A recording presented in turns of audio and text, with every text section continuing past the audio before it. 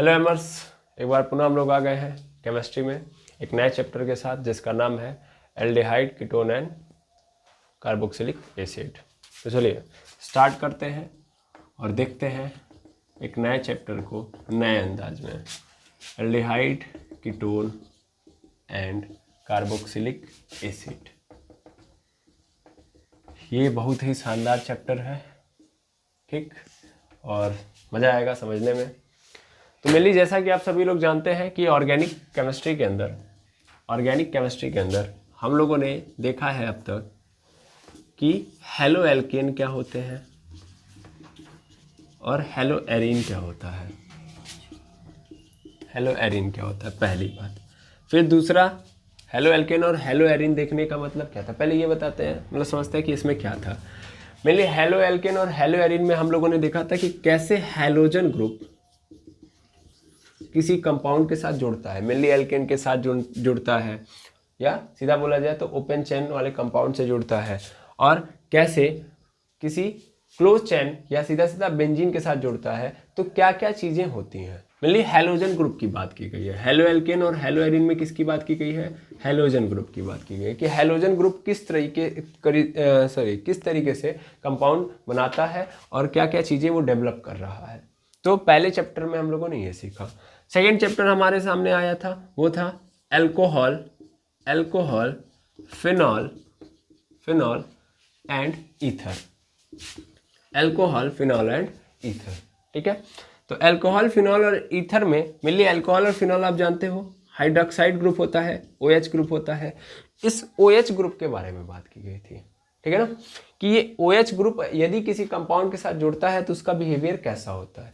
देखिए मेनली हम लोगों ने शुरुआती दौर में जब हम IUPAC पढ़ रहे थे तभी हम लोगों ने ये नाम सुना था फंक्शनल ग्रुप, और फंक्शनल ग्रुप की डेफिनेशन यही दी गई थी कि मेनली फंक्शनल ग्रुप ये ऐसे ग्रुप ऑफ एटम्स होते हैं जो किसी कंपाउंड के साथ जुड़ते हैं और जुड़ने के बाद उनकी प्रॉपर्टी को अपने अनुसार चलाते हैं, ठीक है। तो हम लोगों ने ये 11th में पढ़ा है, 11th में इस बात को डिस्कस किया है। अब 12th में हम उसका एप्लीकेशन देख रहे होते हैं कि किस तरीके से फंक्शनल ग्रुप किसी के साथ अटैच हो रहा है और अटैच होने के बाद उसके बिहेवियर में चेंज लेके आ रहा है, क्या क्या प्रॉपर्टी वो नई नई पैदा कर रहा है उस कंपाउंड के अंदर, ठीक है। तो मेनली हेलो एल्केन में देखा हम लोगों ने कि हैलोजन ग्रुप जुड़ रहा है तो क्या क्या प्रॉपर्टी डेवलप कर रहा है। फिर अल्कोहल, फिनॉल और ईथर में हम लोगों ने देखा था कि मेनली OH जब जुड़ रहा है तो क्या क्या प्रॉपर्टी डिफाइन कर रहा है। अगर आप देखेंगे तो अल्कोहल, फिनॉल और ईथर अगर तीनों को मैं एक साथ लेना चाहूं तो ये कहने का मतलब है कि अगर O किसी कंपाउंड के साथ जुड़ रहा है, मेनली किसी ऑर्गेनिक कंपाउंड के साथ अगर ऑक्सीजन जुड़ रहा है, ऑर्गेनिक कंपाउंड हटाइए, सीधा बोलिए हाइड्रोकार्बन, यानी किसी हाइड्रोकार्बन के साथ क्या जुड़ जा रहा है, वो ऑक्सीजन जुड़ रहा है, तो वो किस किस तरीके से चेंज ला सकता है, यानी कंपाउंड के अंदर क्या क्या पैदा कर सकता है। और उसके जुड़ने के तरीके के अनुसार हमारे सामने 3 ग्रुप आए थे, अल्कोहल, फिनॉल और ईथर, ठीक है। ये तीनों ग्रुप अलग नहीं है, तीनों के तीनों ग्रुप एक ही हैं, बस ऑक्सीजन का पोजीशन और ऑक्सीजन के साथ जो अलग अलग टर्म जुड़े हुए हैं उनके अनुसार काम हो रहा होता है। मेनली सपोज करिए कि ये ऑक्सीजन है, इस ऑक्सीजन के एक साइड केवल H जुड़ा है और इधर सपोज करिए कोई हाइड्रोकार्बन जुड़ा हुआ है, तब इसको ही हम लोग क्या बोलेंगे, अल्कोहल बोलेंगे। क्या बोलेंगे, अल्कोहल, ठीक है। अच्छा हाइड्रोकार्बन भी छोड़िए, सीधा बोलिए एल्केन जुड़ा है या ओपन चेन कंपाउंड जुड़ा है, ओपन चेन हाइड्रोकार्बन जुड़ा है, ठीक है। ओपन चेन हाइड्रोकार्बन अगर जुड़ा होगा तब इसको हम क्या बोलेंगे, अल्कोहल। लेकिन अगर इसी O के जस्ट बगल में जो H जुड़ा है वो तो जुड़ा ही रहेगा, लेकिन इधर अगर कोई क्या जुड़ जाए, क्लोज कंपाउंड जुड़ जाए, ठीक है ना, यानी सीधा सीधा मैं बोल सकता हूँ क्लोज कंपाउंड हाइड्रोकार्बन, ठीक है ना, यानी एक ऐसा हाइड्रोकार्बन जुड़ रहा है जो कैसा है, क्लोज्ड। सीधा सीधा मैं बोल देता हूँ ऐसे, इसको लिख दूंगा मैं क्लोज्ड हाइड्रोकार्बन, सीधे भाषा में बोल रहा हूँ। नहीं तो मैं चाहता तो इसको ये भी बोल सकता था कि ये क्या है, एरोमेटिक, ठीक है ना, कि कोई भी एरोमेटिक कार्बन अगर जुड़ रहा है या एरोमेटिक हाइड्रोकार्बन जुड़ रहा है किसके साथ, ऑक्सीजन के साथ, तब ये क्या बन जाएगा, तभी बन जाएगा फिनॉल। लेकिन फिनॉल के लिए एक सीधी प्रॉपर्टी ये थी कि यहाँ पे हम लोगों को ये भी नहीं लेना था, मेनली क्या लेना था, बेंजीन लेना था। तो कहीं गलती से आप इसको लेके चलेंगे तो दिक्कत हो जाएगी, ठीक है ना। किसको लेना है, बेंजीन को, यह बेंजीन का स्ट्रक्चर भी गलत है, ठीक है, ठीक, अभी सही है। रॉकेट मॉडल होता है, याद रखेंगे, अब ये याद दिलाने जैसी चीज़ है नहीं, ठीक है।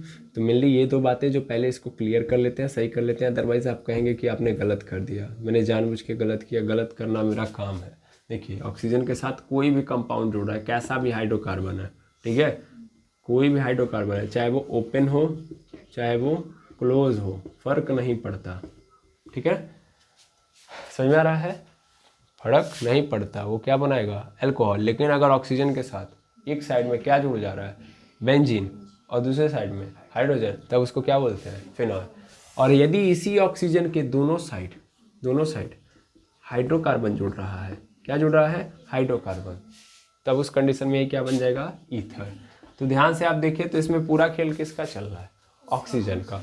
और ये भी याद रखेंगे कि ऑक्सीजन कहीं भी डबल बॉन्ड नहीं बना रहा है, किसी के साथ भी ऑक्सीजन ने डबल बॉन्ड नहीं किया, सब सिंगल बॉन्ड वाला केस है, समझ में आ रहा है। तो अल्कोहल, फिनॉल और ईथर में हमने ये देखा कि ऑक्सीजन यदि किसी हाइड्रोकार्बन से जुड़ जा रहा है तो क्या क्या चेंज लेके आएगा, क्या क्या प्रॉपर्टी डेवलप करेगा उस हाइड्रोकार्बन के अंदर।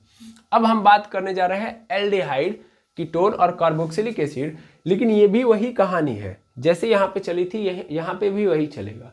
जैसे ऑक्सीजन आया था, यहाँ भी ऑक्सीजन ही मेन रोल निभाएगा, ठीक है। लेकिन इस बार गेम थोड़ा सा चेंज होगा। जैसे आप देख रहे हैं कि ऑक्सीजन ने सबके साथ सिंगल बॉन्ड बनाया है, हाइड्रोजन के साथ हो या किसी के साथ भी हो सिंगल बॉन्ड बना रहा है, या मेनली यहाँ पे देखा जाए तो ये हमेशा कार्बन के साथ सिंगल बॉन्ड में है, तब उस कंडीशन में अल्कोहल, फिनॉल और ईथर ये बनेंगे। लेकिन अगर यहीं पे कार्बन डबल बॉन्ड के साथ आ जाए, यानी ऑक्सीजन कार्बन के साथ कैसा बॉन्ड बनाया हो, डबल बॉन्ड बनाया हो, तब पैदा होता है ये तीनों फंक्शनल ग्रुप, एल्डिहाइड, कीटोन और कार्बोक्सिलिक एसिड, ठीक है। कैसे, ध्यान देंगे, ये सब बेसिक बातें हैं, ध्यान में रखेंगे, ज़्यादा अच्छी है। मैं चाहता हूँ कि चैप्टर कनेक्ट करते हुए चले तो ज़्यादा मज़ा आएगा। डायरेक्ट आपको एल्डिहाइड, कीटोन और कार्बोक्सिलिक एसिड पढ़ाएंगे तो आप कहेंगे सर ये अचानक से कहाँ से नई चीज़ें आ रही हैं। तो एक्चुअल में वही चल रही हैं जो पहले चलती आ रही हैं, ठीक है ना। केमिस्ट्री हो या फिजिक्स हो या मैथ हो, हर चैप्टर एक दूसरे चैप्टर से लिंक होता है, तो उसको लिंक करना सीखना बहुत जरूरी है। अब मेनली देखिए, मैंने क्या बोला कि यहाँ पे बस ऑक्सीजन कैसा होगा, डबल बॉन्ड के साथ आएगा, वहाँ पे सिंगल बॉन्डेड था, यहाँ पे डबल बॉन्ड होगा। अब ये कार्बन किससे जुड़ रहा है उस आधार पर आप काम करते जाइए, लेकिन ऑक्सीजन हमेशा क्या होगा, डबल बॉन्ड पे होगा। किसके साथ, कार्बन के साथ। अब सपोज करिए कि मान लीजिए ये कार्बन है, ये ऑक्सीजन के साथ तो डबल बॉन्ड बनाएगा, क्लियर है। अब कार्बन किससे जुड़ रहा है उस आधार पे अलग अलग कहानियां बनेंगी, ठीक है। अच्छा, इस पूरे को, इतने पूरे को, मतलब कार्बन जब ऑक्सीजन के साथ डबल बॉन्ड बना के है और इधर कुछ भी हो, ठीक है, तो मेनली इस ग्रुप को हम लोग बोलते हैं, मतलब इस पूरे पोर्शन को हम लोग बोलते हैं कार्बोनिल ग्रुप। क्या बोलेंगे, कार्बोनिल ग्रुप। इसको कार्बोनिल के नाम से जानते हैं, ठीक है। क्या बोलेंगे, कार्बोनिल ग्रुप। अभी आपको समझ में आएगा कैसे। देखिए, अगर सपोज करिए कि कार्बन की एक साइड आपने सिर्फ और सिर्फ क्या डाल दिया, हाइड्रोजन, और दूसरे साइड आपने क्या डाल दिया, हाइड्रोकार्बन, ठीक है ना। हाइड्रोजन एक साइड क्या डाल दिया, हाइड्रोजन, और दूसरे साइड हाइड्रोकार्बन, तो उस कंडीशन में क्या बन जाएगा, ये बन जाएगा एल्डिहाइड। क्या बन जाएगा, एल्डिहाइड, ठीक है, बिल्कुल। अच्छा, अगले केस में देखिएगा, अगले केस में मान लीजिए यहीं पे ऐसे ही रहेगा, ये कार्बोनिल ग्रुप में ही जो भी ऐड करना है वो ऐड होगा। तो एक साइड आपने हाइड्रोकार्बन डाला, दूसरे साइड भी आपने हाइड्रोकार्बन डाल दिया, क्या बन जाएगा, ये कीटोन, सिंपल। और यहीं पे सेम कहानी फिर से, कार्बन के साथ ऑक्सीजन डबल बॉन्ड में है, ये देखिएगा दोनों एंड में, एक साइड हाइड्रोकार्बन है और दूसरे साइड आपने OH जोड़ दिया, अल्कोहल को जोड़ दिया, तब ये क्या बन जाएगा, कार्बोक्सिलिक एसिड, ठीक है। तो सिंपल, कितना आसान है ना। हमेशा गेम किस में चल रहा है, इसमें। जैसे वहां पे O के साथ चल रहा था, देखा था आपने, O के इस साइड हाइड्रोकार्बन, इस साइड हाइड्रोकार्बन, क्या है ये, ईथर, है ना। O के इस साइड H, दूसरे साइड हाइड्रोकार्बन, क्या है, अल्कोहल, क्या है, अल्कोहल। O के इस साइड क्या है, हाइड्रोजन, और इस साइड बेंजीन, क्या है, फिनॉल। क्लियर, बस सेम कहानी यहाँ पे चलेगी, ठीक है ना। आई होप समझ में आ गया होगा। तो इसका मतलब ये जो तीनों के तीनों जो फंक्शनल ग्रुप पैदा हो रहे हैं वो कहाँ से पैदा हो रहे हैं, ये किसके पार्ट है, कार्बोनिल ग्रुप से पैदा हो रहे हैं, यानी कार्बोनिल ग्रुप के पार्ट है, ठीक है ना। आया समझ में।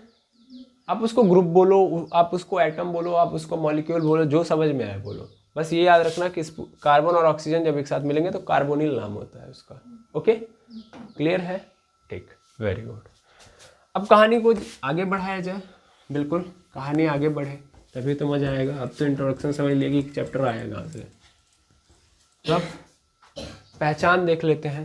पहचान तो गए ही हैं हम लोग, एक बार और देख लेते हैं अच्छे से। मेनली यहाँ पे अगर H और इधर क्या हो R हो तो इस कंडीशन में क्या होगा एल्डिहाइड। कीटोन के केस में क्या होगा, यहाँ पे डबल बॉन्ड O, इधर R, इधर भी R, ठीक है ना। अब ये R चेंज हो सकता है, यहाँ पे R, यहाँ पे R डैश हो सकता है। यहाँ पे क्या होगा, इधर R, इधर C डबल बॉन्ड O और इधर क्या होगा OH, ठीक है। तो ये कहानी बनेगी। ये कार्बोक्सिलिक एसिड का क्या है, सिंबल है, ये कीटोन का, और ये किसका है, एल्डिहाइड का, ठीक है, बिल्कुल। अब जैसा कि आप लोगों ने इनका परिचय देख लिया कि ये अगर आएंगे तो कैसे आएंगे, तो इनका नामकरण भी सीखना जरूरी है कि नहीं है। बिना नाम के कैसे काम देखेंगे, है ना। पहले नाम तो पता होना चाहिए। और इनका नाम देख लेने के बाद हम इस चैप्टर में ये भी देखेंगे कि जैसे देखिए, मैं थोड़ा सा इंट्रोडक्शन आपको देना चाहूँगा कि हम ये चैप्टर पढ़ रहे हैं ऑर्गेनिक केमिस्ट्री के अंदर, तो सिर्फ लिंक करने के माध्यम से अभी तक मैंने बताया। मेनली यूजेस इन सब के बड़े अलग अलग है। हमारे सामने अगर देखा जाए तो हजारों क्या थे, हजारों नहीं होंगे, तभी भी कम से कम 20-30 तो होंगे ना फंक्शनल ग्रुप। उन 20-30 फंक्शनल ग्रुप में से हम कुछ गिने चुने फंक्शनल ग्रुप की बात कर रहे हैं, समझ में आ रहा है। इसके पहले 3 नहीं आए हैं, इसके पहले मात्र 2 ही आए हैं। अगर देखा जाए तो 2 ही आए हैं, एक तो ईथर आया था और दूसरा क्या आया था, एल्कोहल। 2 फंक्शनल ग्रुप आए हैं। फिनॉल फंक्शनल ग्रुप थोड़ी ना, एल्कोहल जुड़ जाता है बेंजीन से, वो क्या हो जाता है, फिनॉल कहलाता है। तो 2 फंक्शनल ग्रुप वहाँ डिस्कस कर लिया। एक पहले वाले में हाइड्रोजन वाले में कर लिया, 3 कर लिया, मतलब हेलो एल्केन और हेलो एलिन में हाइड्रोजन ग्रुप को ऐड किया था, तो 3 फंक्शनल ग्रुप हो गए और 3 यहाँ पे डिस्कस कर रहे हैं, समझ पा रहे हैं। मेनली अभी तक हम 6 किए हैं, चैप्टर ने अभी तक सिर्फ 6 वालों को दिया, मतलब अभी आगे देखा जाएगा, मैं आगे का एजम्पशन नहीं लूँगा, फिलहाल में हम यहाँ तक काम करेंगे। अब ऐसा नहीं कि हम चैप्टर का नाम मुझे नहीं पता, वो चैप्टर का नाम लेने से अभी फिलहाल में कोई फायदा नहीं है, अभी इसको हाईलाइट करना है मुझे, समझ में आ रहा है, इसीलिए मैं अगले चैप्टर को नहीं लेके आ रहा हूँ। तो फिलहाल में 6 हमारे सामने आए और इन 6 को देख रहे हैं ना कि गिन चुन के दिया गया है। पहले में हाइड्रोजन को इंट्रोड्यूस कराया गया, दूसरे में OH को इंट्रोड्यूस कराया जा रहा है, कीटोन को ईथर को इंट्रोड्यूस कराया गया, अब इन तीनों को कराया जा रहा है। तो आखिर ऐसा है, बाकी सबको डाला गया है तो पूरे में बाकी सबको नहीं डाला गया, मतलब पूरे ऑर्गेनिक केमिस्ट्री के अंदर सभी फंक्शनल ग्रुप का बारी बारी चैप्टर थोड़ी ना है, ठीक है ना। यानी कुछ ना कुछ अनोखी बात रही होगी इनके अंदर, इसीलिए इनको यूज किया जा रहा है, समझ में आ रहा है। अब अनोखी बात मैं एक क्या बोलते हैं एग्जाम्पल से आपको समझाता हूँ, ताकि आपको फील आ जाए कि हम क्या करने वाले हैं, ठीक है। तो मेनली आप लोगों को पता होगा कि जब आप लेबोरेटरी में जाते हैं, मेनली कौन सी लेबोरेटरी, बायोलॉजी की लेबोरेटरी, ठीक है। भगवान करे आप गए हो, ठीक। तो बायोलॉजी की लेबोरेटरी में जब जाएंगे आप, यानी जीव विज्ञान की प्रयोगशाला में, ठीक है, तो वहाँ पे क्या होगा, वहाँ पे ये होगा, सॉरी एमर्स अगेन कोई बाहर से इंटरप्ट कर दिया, माफ़ी चाहूँगा मैं। तो बायोलॉजी लेबोरेटरी के अंदर आप क्या देखते हो कि बहुत सारे आपको पेड़ पौधे, यानी बहुत सारे प्लांट आपको नज़र आएंगे, है ना, बहुत सारे जीव आपको नज़र आएंगे, है ना। लेकिन एक बात ध्यान से समझिएगा, पेड़ पौधे ऐसा नहीं है कि मिट्टी के अंदर रखे गए होंगे।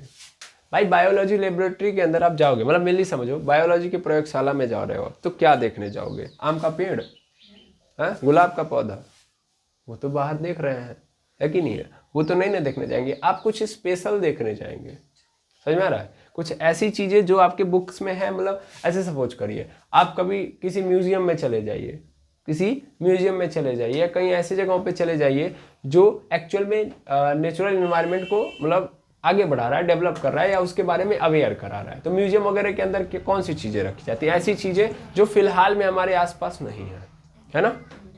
कुछ अनोखी चीज़ें जो या तो हो सकता है हमारे जीवन काल से गायब हो चुकी हैं, या बहुत रेयर है लेकिन बहुत रेयर है, ठीक है। जैसे कि आप एग्जाम्पल के रूप में देख सकते हो डायनासोर, है ना, डायनासोर आज के डेट में ख़त्म है, तो उसकी कोई प्रजाति बची नहीं हुई है, ठीक है। तो जब आप म्यूजियम के अंदर जाओगे तो वो चीज़ें आपको दिखाई जाएंगी, मतलब आर्टिफिशियल कोई बना के दिखाया जाएगा कि ऐसा हमारे सामने मतलब पहले ज़माने में डायनासोर होता था, है ना। तो ये अनोखा है ना, हाँ है ना, कि अब लेबोरेटरी के अंदर जा रहे हो वहाँ पे, या किसी म्यूजियम के अंदर जा रहे हो तो वहाँ पे कुत्ता रखा हो, कुत्ता दिखाया जाएगा, चलिए देखिए कुत्ता, सच पा रहे हैं। तो जो आपके आस पास है उसको आप नहीं देखने जाओगे, जो एक्स्ट्रा मतलब अच्छी चीज़ें हैं जो यूनिक है उनको देखने के लिए जाओगे। ऐसे ही बायोलॉजी लेबोरेटरी में जाओगे तो बहुत सारे ऐसे पेड़ पौधे जो हम नहीं देखते हैं उनके बारे में दिखाया जाएगा।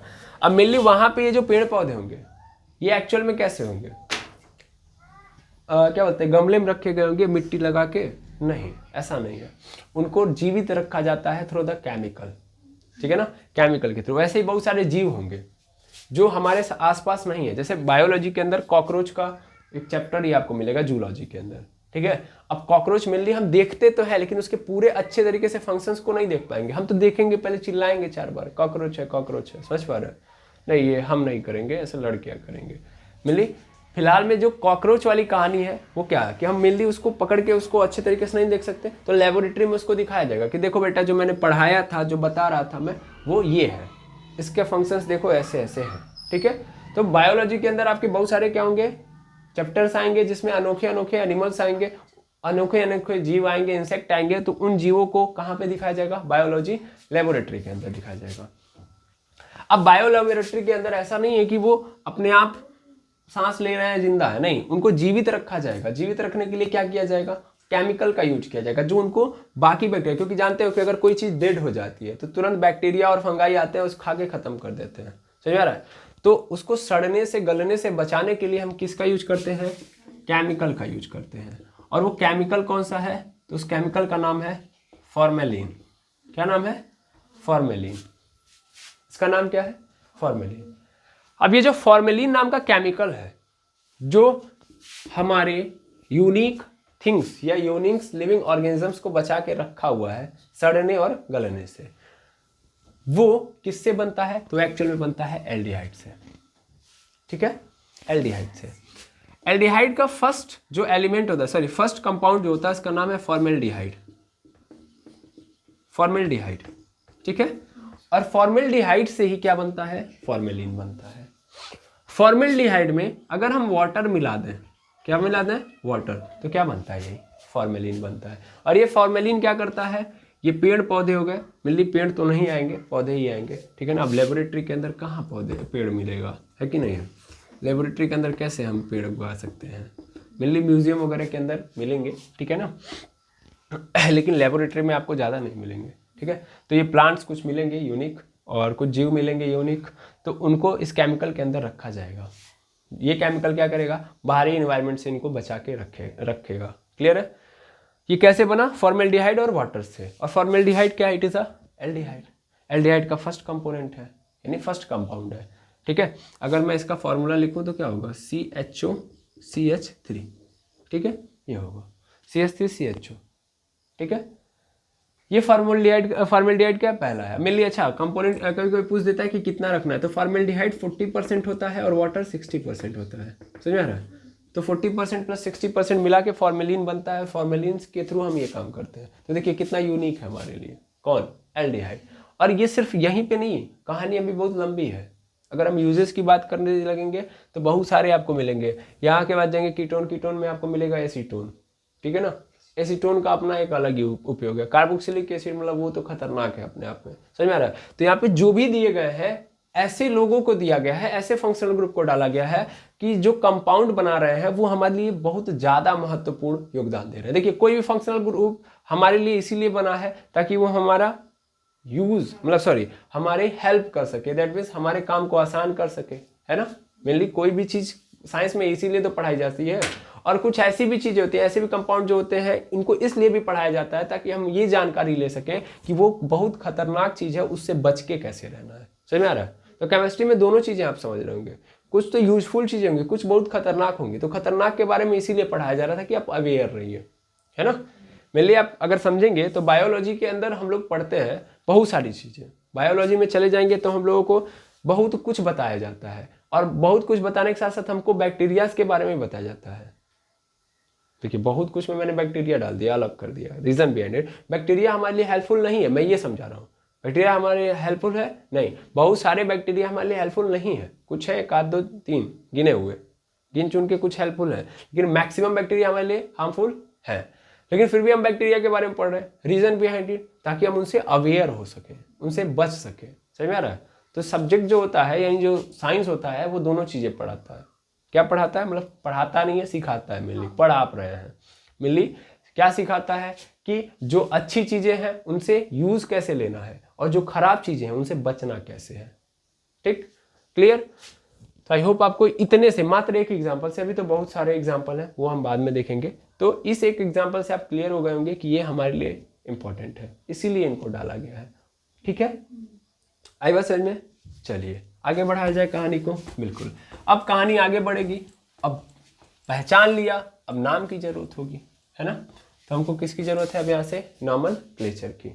और नॉमेनक्लेचर तो हमसे बेहतर कोई नहीं जानता, है ना? चलिए इस चीज़ का कॉन्फिडेंस रखिए, भले ना आए लेकिन इस बात को 4 बार बोलते रहिए कि हमसे बेहतर कोई आईपीएससी नहीं जानता, है ना? तो मेनली ये तो पहचान थी, अब पहचान बन गई तो नाम बनेगा ही बनेगा। तो नाम यानी नॉमेनक्लेचर। चलिए बात करते हैं नॉमेनक्लेचर, नामकरण की। तो मेनली एल्डिहाइड का नामकरण करने का तरीका क्या है? चलिए सबसे इंपॉर्टेंट काम, हम जानते हैं कि किसी का भी नाम का नामकरण करते हैं तो आईपीएससी के थ्रू करते हैं, और आईपीएससी ने बहुत सारा रूल दिया है। कोई रूल नहीं है, एक ही रूल है ना? सबसे पहला रूट वर्ड लिखो, ठीक है? रूट वर्ड के जस्ट बगल में जो आएगा वो क्या होगा? मतलब बाद में आने वाले को हम सफिक्स बोलते हैं, और सफिक्स 2 प्रकार के होंगे। एक तो जस्ट पहले आ रहा है, मतलब सॉरी जस्ट बाद में आ रहा है, तो इसको हम लोग क्या बोलेंगे? Primary suffix. और इस प्राइमरी सफिक्स के बाद आ रहा है तो सेकेंडरी सफिक्स, है ना? Secondary suffix. अच्छा, रूट वर्ड के पहले आ रहा है तो जो भी पहले आएगा उसको प्रीफिक्स बोलेंगे। जस्ट पहले आ रहा है तो प्राइमरी प्रीफिक्स, ठीक है? और प्राइमरी प्रीफिक्स के भी पहले आ रहा है तो सेकेंडरी प्रीफिक्स। क्लियर है? क्लियर है? ये चल रहा होता है। रूट वर्ड में क्या होता है? रूट वर्ड में चूंकि हम क्या पढ़ रहे हैं? हम पढ़ रहे हैं ऑर्गेनिक कंपाउंड। ऑर्गेनिक केमिस्ट्री है तो ऑर्गेनिक कंपाउंड आएंगे, और ऑर्गेनिक कंपाउंड के अंदर जो भी कंपाउंड बने होंगे उसमें मेन कौन होगा? कार्बन होगा। कार्बन एक चैन बनाया होगा, है ना? उसमें बहुत सारे क्या होंगे? कार्बन होंगे। तो उस चैन में हमको ये चूज करना पड़ता है कि पेरेंट चैन कौन सी है, उस पेरेंट चैन के अंदर कितने नंबर ऑफ कार्बन एटम है। तो रूट वर्ड में हम यही लिखते हैं कि नंबर ऑफ कार्बन एटम कहाँ प्रेजेंट है? Number of carbon atom in parent chain, ठीक है ना? तो पेरेंट चेन के अंदर कितने कार्बन एटम है उनके बारे में जानकारी देता है रूट वर्ड। उसके बाद प्राइमरी सफिक्स जो होता है वो ये बता रहा होता है कि प्राइमरी सफिक्स क्या बता रहा होता है? ये बता रहा होता है कि कार्बन के बीच में बॉन्ड कैसा है, यानी बॉन्ड का नेचर बताता है। तो बॉन्ड का नेचर, 1 मिनट के लिए पॉज कर दीजिए, देखिए उनको क्या दिक्कत है। सॉरी एमर्स। चलिए देखते हैं। तो प्राइमरी सफिक्स क्या बताता है? बॉन्ड का नेचर, कि कार्बन के बीच में सिंगल बॉन्ड है कि डबल बॉन्ड है कि ट्रिपल बॉन्ड है, ठीक है? इसके बारे में कौन बताता है? Primary suffix. और सेकेंडरी सफिक्स क्या बताता है? तो सेकेंडरी सफिक्स आइडिया देता है, आइडिया अबाउट फंक्शनल ग्रुप, कि कौन सा फंक्शनल ग्रुप ऐड है इस पूरे कार्बन की चेन में, यानी पूरे ऑर्गेनिक कंपाउंड के अंदर या इस कार्बन के कंपाउंड के अंदर कौन सा फंक्शनल ग्रुप ऐड है, उसको बताता है सेकेंडरी सफिक्स। अच्छा, उसके पहले हमको प्राइमरी प्रीफिक्स लगाना होता है। प्राइमरी प्रीफिक्स क्या बताता है? ये बताता है कि ओपन है कि क्लोज, है ना? यही बताता है, बिल्कुल। ये बताता है कि कार्बन की जो चेन है, मतलब जो चेन है मेनली, वो ओपन है कि क्लोज, ठीक है? ओपन है कि क्लोज, इसके बारे में बता रहा होता है, ठीक है? और सेकेंडरी प्रीफिक्स क्या बताता है? तो सेकेंडरी प्रीफिक्स हमको बताता है कि ये हमने पेरेंट चेन चुना, तो उस पेरेंट चेन को चुनने के दौरान कौन कौन से लोग छूट गए, यानी कितने कार्बन छूट गए हैं, या कौन कौन से एटम इस पेरेंट चेन से बाहर है, ठीक है ना? तो एक्चुअल में वो सब्स्टिट्यूएंट के बारे में आइडिया देता है, सब्स्टिट्यूएंट के बारे में जानकारी देता है। कौन? Secondary prefix. क्लियर है? तो ये रूल है, इसी रूल पे हम किसी का भी नामकरण करेंगे। मतलब कोई भी ऑर्गेनिक कंपाउंड हमको मिलेगा, भले उसके अंदर कोई भी फंक्शनल ग्रुप हो, ठीक है? ये क्या है? ये एल्डिहाइड, कीटोन और कार्बोक्सिलिक एसिड, ये तो फंक्शनल ग्रुप है ना। पहली जानकारी तो हमको यही है ना भाई। इसके अलावा हम क्या जानते हैं? इनका नाम हमने कब सुना था? जब हम लोग पढ़ रहे थे नॉमेनक्लेचर, और नॉमेनक्लेचर के दौरान हम लोगों ने फंक्शनल ग्रुप में इनका नाम सुना था। तो ये फंक्शनल ग्रुप ही है, ठीक है? और ये फंक्शनल ग्रुप है तो ऐसे नहीं कि अकेले अकेले चुपचाप बैठे रहेंगे भाई। इनका कुछ भी आइडेंटिटी नहीं है जब तक इनको कोई कंपाउंड ना मिले, ये किसी कंपाउंड से अटैच नहीं होंगे तो फिर इनका कोई वजूद नहीं है, ठीक है? और जब ये किसी कंपाउंड से अटैच होंगे तो उस कंडीशन में इनके नाम को लिखना पड़ेगा, ठीक है ना? और नाम को लिखने का तरीका ये है, ठीक है? अब मान लीजिए हम किसी ऑर्गेनिक कंपाउंड के साथ अगर किसी फंक्शनल ग्रुप को, एल्डिहाइड, कीटोन या कार्बोक्सिलिक एसिड को ऐड कर रहे हैं, तो उस कंडीशन में हमें क्या देखना है कि उस ऑर्गेनिक कंपाउंड में या उस कार्बन के कंपाउंड में रूट वर्ड क्या है। रूट वर्ड मतलब उस कंपाउंड के अंदर मेन कार्बन की चेन कौन सी है और उसके अंदर कितने नंबर ऑफ कार्बन आइटम आए हैं वो लिखेंगे। और इसको लिखने का तरीका क्या होता है कि मान लीजिए एक कार्बन होगा तो मेथ लिखते हैं, 2 कार्बन होगा तो एथ लिखते हैं, 3 कार्बन होगा तो प्रोप लिखते हैं, 4 कार्बन होगा तो ब्यूट लिखते हैं। ये बेसिक बातें हैं और आपको पता भी हैं, ठीक है ना। उसके बाद सफिक्स के अनुसार हम क्या देखेंगे, मतलब जस्ट वहां पे देख लेंगे, उसके बाद फिर हम देखेंगे सफिक्स की कार्बन का बॉन्ड कैसा है, यानी इस पूरे चैन के अंदर कार्बन किस तरीके से बॉन्डिंग किया, सिंगल डबल की ट्रिपल। अगर सिंगल किया है तो एन लगाते हैं, डबल किया है तो इन लगाते हैं और ट्रिपल किया है तो आइन लगाते हैं। और बाकी कौन सा फंक्शनल ग्रुप है तो एल्डिहाइड होगा तो एल्डिहाइड का अपना सिंबल होगा। एल्डिहाइड का सिंबल क्या होता है Al, है ना। जब हम नामकरण करेंगे तो इसका सेकेंडरी सफिक्स की जगह पे आएगा Al, ठीक है, अगर एल्डिहाइड होगा फंक्शनल ग्रुप के रूप में। कीटोन है तो ओन, ठीक है ना। मेनली देखिए लास्ट में है यहाँ पे पहले वाला, ठीक है ना, Al ओन। और इसमें क्या होगा तो इस पूरे का होता है ओइक एसिड। क्या होता है ओइक एसिड। समझ में आ रहा है। तो अगर हम जानते हैं कि अगर किसी कंपाउंड के अंदर कार्बोक्सिलिक एसिड आया है तो सेकेंडरी सफिक्स उसका क्या होगा ओइक एसिड। कीटोन आया है तो 1 और एल्डिहाइड आया है तो Al। क्लियर है, यही करना है अपने आप को, ठीक है। मेनली अगर हम कोई कंपाउंड देखेंगे अगर एल्डिहाइड आ रहा है तो पहले एक बात थोड़ा और ध्यान दीजिएगा कि एल्डिहाइड और कार्बोक्सिलिक एसिड एक्चुअल में कैसे फंक्शनल ग्रुप है। तो इनको हम टर्मिनेटिंग फंक्शनल ग्रुप के नाम से भी जानते हैं। टर्मिनेटिंग मतलब हमेशा ये किसी ना किसी इंड पे होंगे। समझ में आ रहा है, यानी ये ऐसा नहीं कि बीच में आएंगे। ये ऐसे फंक्शनल ग्रुप हैं जो हमेशा कहते हैं कि नहीं हम साइड में रहेंगे, हम अकेले किनारे पे रहेंगे। जैसे आप कभी जाते होंगे बस वगैरह के अंदर जाते होंगे, ट्रेन वगैरह के अंदर जाते हैं तो कई लोग ऐसे होते होंगे जैसे ट्रेन में जाएंगे ना तो ट्रेन वाले में जितने लोग हैं वो मैक्सिमम लोग यही कहते हैं जब गर्मियों का दिन होता है कि हम खिड़की के पास बैठेंगे, यानी सबसे किनारे बैठेंगे। समझ में आ रहा है। और जब गर्मी ठंडी का दिन आएगा तो वो लोग कहेंगे नहीं हम सबसे साइड में बैठेंगे, या तो बीच में दे दीजिए या तो एकदम इस साइड। ट्रेन के अंदर वो किनारे नहीं बैठेंगे, वो अपना अपना पर्पज होता है। हाँ, बस वाले केस में भी सेम यही कहानी है, खिड़की के पास बैठना है, किनारे बैठना है, बीच में नहीं बैठना है। समझ में आ रहा। कई ऐसी भी बसें आएंगी जो बहुत क्या होती हैं लंबी सीटें होती हैं, तो लंबी सीट में क्या होता है ना कि उसमें 3 लोगों के बैठने का जगह होता है, तो बीचों में कौन नहीं बैठना चाहता है, वो हमेशा चाहेगा किनारे रहें हम। तो ये लोग वही हैं, किनारे रहने वाले लोग, ठीक है। इसलिए इनको हम क्या नाम देते हैं terminating functional group. Terminating functional group देखिए कैसे, मेनली जब भी आप देखोगे तो ये C+OH होगा ना। क्यों, आखिर खुद इनकी आप मतलब कहानी से ही समझ सकते हो कि मेनली कार्बन है फिर डबल बॉन्ड तो वो लगाएगा ही लगाएगा O के साथ। और इधर जुड़ने के आधार पे देखिए इधर आपने H जोड़ दिया और इधर आपने क्या कर दिया, इधर आपने कोई भी हाइड्रोकार्बन ऐड कर दिया, सिंपल कोई भी ग्रुप डाल दिया, ठीक है ना, हाइड्रोकार्बन का। तो R से रिप्रेजेंट करते हैं। अब देखा जाए तो कार्बन की चेन किधर है, मतलब स्टार्ट कहाँ से होगी, यहाँ से इधर की ओर होगी ना। इधर कोई ऑप्शन है ही नहीं इधर ऑप्शन, ठीक है ना, क्योंकि इधर कार्बन है ही नहीं। तो ध्यान से देखा जाए तो स्टार्टिंग पॉइंट यही है, ऐसा नो, इसलिए किनारे हो गए कि नहीं हो गए, सबसे साइड में है, इसलिए इनको क्या बोलेंगे टर्मिनेटिंग। लेकिन ये है कौन, ये कौन सा फंक्शनल ग्रुप है, जस्ट बताया एल्डिहाइड है कि नहीं है, एल्डिहाइड। तो एल्डिहाइड क्या बन गया टर्मिनेटिंग फंक्शनल ग्रुप बन गया। ऐसे ही और भी देख सकते हो, जैसे यहाँ पे C है डबल बॉन्ड O है, मैंने यहाँ पे OH जोड़ दिया और इधर क्या है R है। तो फिर से स्टार्टिंग कहाँ से हो रही है, यहीं से, क्योंकि आगे तो कार्बन है ही नहीं, तो फिर कहाँ से हम काम करेंगे, है ना। तो इधर कोई कार्बन है ही नहीं, कार्बन यहीं से स्टार्ट हो रहा है और इधर से स्टार्ट हो रहा है, दैट मीन्स फिर से ये स्टार्टिंग में आ गया सबसे पहले, ठीक है ना। तो हमेशा सबसे पहले रहना चाहिए, क्लियर है, यानी सबसे किनारे, क्लियर है। हो सकता है इस किनारे पे हो या हो उस किनारे पे हो, लेकिन होंगे तो किनारे पे। और स्टार्टिंग होगी भी तो इन्हीं से होगी, ये भी याद रखेंगे। समझ में आ रहा है।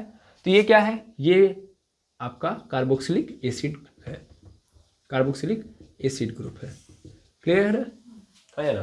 तो कार्बोक्सिलिक एसिड ग्रुप है। अच्छा, इसके अलावा और भी बात कर सकते हैं कीटोन की। तो कीटोन कैसा है, कीटोन नहीं है सर, कीटोन ऐसा बिल्कुल नहीं है। जैसे देख सकते हैं हम कीटोन की हम लोगों ने बात की थी तभी समझ लिया था कि इधर भी R होगा और इधर भी R होगा, यहाँ पे लिखा भी है। तो इधर भी R इधर भी R, दैट मीन्स इधर भी कार्बन होगा इधर भी कार्बन होगा। तो अब ऐसा बिल्कुल नहीं हो सकता कि ये साइड में हो, क्योंकि इसके साइड में इधर भी कार्बन है और इधर भी कार्बन है। तो इसका मतलब नॉमेनक्लेचर यहाँ से नहीं स्टार्ट होगा, बस ये देखा जाएगा किधर से पहले आ रहा है। आखिर स्टार्टिंग आप किधर से भी कर सकते हो, ओके। इसका मतलब ये हमेशा बीच में रहेगा, ये टर्मिनेटिंग वाला नहीं है। क्लियर है, आई होप समझ में आ गया होगा। ये बात समझ में आ गई। तो अब पूरी कहानी हम लोगों ने स्टार्ट कर ली है, नॉमेनक्लेचर का जो जो बेसिक होता है वो सब समझ लिया है। अब गेम किस पे जाएगा, नॉमेनक्लेचर पे। तो हम सबसे पहले क्या देखेंगे, नॉमेनक्लेचर, फिर क्लासिफिकेशन, क्योंकि पहले नाम आएगा फिर विभाजन होगा, ठीक है। तो पहले इतना नोट करेंगे, फिर हम मिलते हैं नेक्स्ट वीडियो में जहाँ पे हम लोग नॉमेनक्लेचर सीखेंगे। छोटा सा इंट्रोडक्शन था, बिकॉज टाइम थोड़ा सा कम है, इसीलिए हम छोटे से इंट्रोडक्शन में इसको निपटा रहे हैं, लेकिन अगली बार अच्छे क्लास को, मतलब अच्छे तरीके से क्लास को देखेंगे। थैंक यू वेरी मच एमर्स, मिलते हैं नेक्स्ट वीडियो में।